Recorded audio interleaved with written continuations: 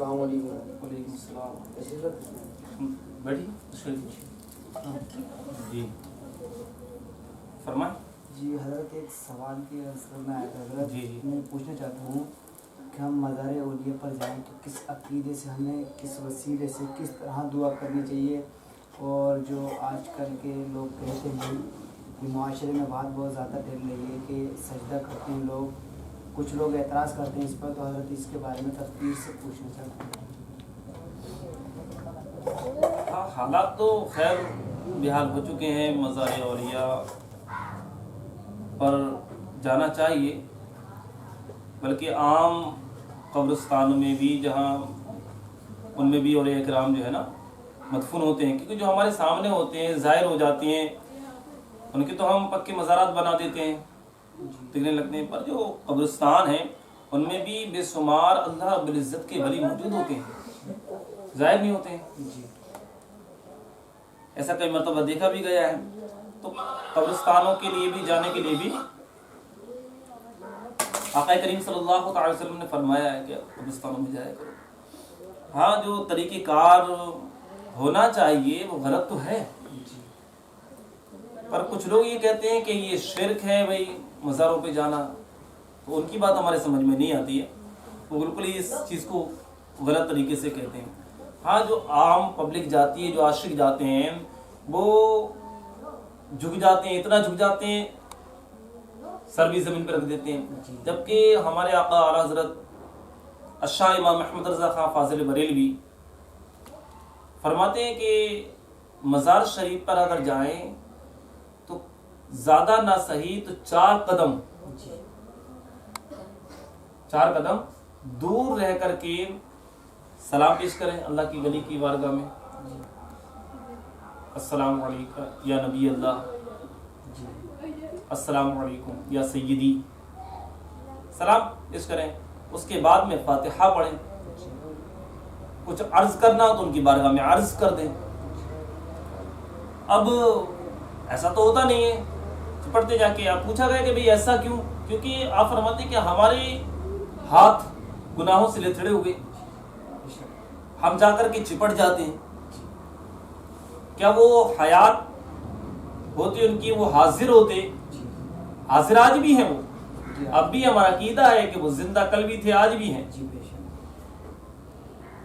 कुरान और हदीस शाहिद है कि वो आज भी जिंदा है। तो अब जरा गौर करें कि जिस तरीके से जाते हैं, झूमते हैं, एकदम टूट पड़ते हैं, औरतें जाती हैं उन अल्लाह के वलियों के मज़ारों पे जो ख़वातीन से ऐसा पर्दा करते थे कि वो रास्तों में जल्दी निकलना पसंद नहीं करते थे, कहीं किसी पे नजर न पड़ जाए, कहीं हम आंखों के जरिए गुनाह में मुब्तला ना हो जाए, बचते थे। लेकिन अफसोस की बात है कि आज औरतों की तांते लगे हुए हैं, और जो मज़ारात पर मुजाबिर जो है ना, वो सिर्फ कमाइयों के चक्कर में, कि औरतों से कमाई ज़्यादा होती है, और फिर जो है ना कहाँ तक मामला पहुँचते, किसी से ढका छुपा नहीं है। अब कोई अगर इस बात पे एतराज़ कर रहा है कि गलत कर रहे हैं, तो गलत हो रहा है। आज मज़ारों पे जाकर के गलत कर रहे हैं, वो तरीका नहीं है। हमें चाहिए था कि हम जब निकलते मज़ार शरीफ के लिए तो 2 रकात नमाज नफिल अदा करते जी, और फिर मज़ार शरीफ पे जाते, हम फिजूल गोई में ना लगते, दुरूद शरीफ पढ़ते हुए जाते। अगर हम मस्जिद में भी नमाज पढ़ते और मस्जिद से मज़ार दूर है, गाड़ी के जरिए आते, तो भी दुरूद शरीफ पढ़ते हुए जाते, और जाकर के वहाँ सलाम पेश करते, 4 कदम दूर रह करके फातिहा पढ़ते, फिर उनकी बारगाह में अर्ज करते जो हमें अर्ज करना था। तो ये बेहतर होता। बल्कि वो बंदे जो जुमे तक की नमाज नहीं पढ़ते, सोचते खाली मज़ारों से काम हो जाए, सिर्फ तावीज़ात से काम हो जाए। तो ये उनका, अगर ये है उनका अकीदा, उनकी ये ज़हन में ये बसा हुआ है कि ऐसा होगा, तो ये दुरुस्त नहीं है, ये बिल्कुल गलत है। क्योंकि फ़राइज़ अदा करें, नमाज अदा करें, 5 टाइम की नमाज पढ़ें, फिर अल्लाह की वली की बारगाह में हाजिर हो, और हाजिर उस अंदाज से, जिस अंदाज से होना चाहिए। तो इंशाअल्लाह जरूर हमारे काम बनेंगे, जरूर हमारी मुरादें बनाएंगी। अच्छा हज़रत, जैसे कि कुछ लोग इस बात पर एतराज़ करते हैं कि आप मज़ार पर जाके, जैसे कि पर्चे टंगे होते हैं, उन पर लिखा होता है या दादा मियाँ जैसे कि कोई गैर इल्म वाले जिनको इल्म नहीं है हमारी कौम में, वो लोग पर्चे लिख करके टांग देते हैं, लिखवा लेते हैं और मुजाबिर लोगों से कि दादा मियाँ मेरा ये काम हो जाए और मैं ये चढ़ाऊँगा, ये नियाज नज़र करूँगा, या आपके नाम की फातिहा खानी कराऊँगा। तो क्या कुछ लोगों ने इस पर एतराज़ करा है कि मांगना अल्लाह से चाहिए या हमें उनके वसीले से मांगना चाहिए, या उनसे मांगने में कोई एतराज़ है, किस तरह से हमें उनके वसीले से हमें मांगना चाहिए जी। वो कहते हैं सिर्फ अल्लाह से, जो कहते हैं मांगना चाहिए सिर्फ अल्लाह से मांगना चाहिए, तो फिर वो अपने घर में अपनी ज़ौजा से भी मांग रहे होते हैं जी सेठ से मांग रहे होते हैं, सबसे मांग रहे होते हैं, दुनियादार से मांग रहे होते हैं, तब नहीं कहते। फिर वो ये इस बात पे कहते हैं नहीं वो तो वही हयात है, वो हयात नहीं है, तो ऐसे कैसे कह दिया भाई? कुरान तो साफ साफ कह रहा है वो कल भी जिंदा थे आज भी जिंदा है कुरान जी। अल्लाह का वली कभी नहीं वो जैसे कल जिंदा थे, कल खाते थे पीते थे, वो आज भी खा रहे हैं पी रहे हैं। तुम्हें उनकी जिंदगी के बारे में शऊर नहीं है, हमारे अंदर अकल नहीं है क्या मुतरस हो सके, शऊर ही नहीं है, और जिसको शऊर है वो इस बात को समझता है, ठीक है ना।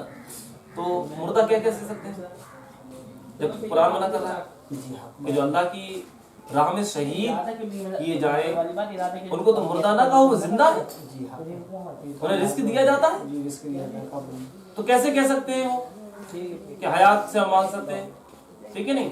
और फिर हम उनको खुदा समझ के थोड़ी ना मांग रहे हैं, उनको अल्लाह का वली समझ के कि देखो हमारी जबान इस लायक नहीं है कि हमें डायरेक्ट रब से मांगू। जो अल्लाह के दोस्त हैं, वली हैं, उनकी बारगाह में पेश कर देते हैं, वो अल्लाह रब्बुल इज्जत की बारगाह में हमारी बात को अर्ज करते हैं, अल्लाह रब्बुल इज्जत उनके वसीले से उनके जरिए से हमें दे देता है। बगैर वसीले के तो कुछ है ही नहीं, कुछ भी नहीं, चाहे दुनिया का काम क्यों ना हो, कोई सा भी दुनिया का काम हो, बगैर वसीले के वो भी करते हुए नजर नहीं आएंगे। तो यूं एतराज उनका जो है दुरुस्त नहीं है, और ये कोई आशिक एतराज कर नहीं सकता। जो आशिक हदीस आशिक कुरान भी होगा ना वो भी एतराज नहीं करेगा, क्योंकि आशिक हदीस आशिक कुरान होगा, वो कुरान की हर आयत पर ईमान रखता होगा, हर आयत पर ईमान रखता होगा, जिसका आयत पे हर एक आयत पे ईमान हो तो इस आयत पे भी ईमान होगा उसका।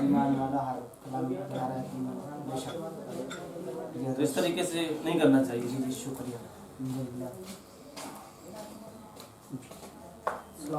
वालेकुम अस्सलाम।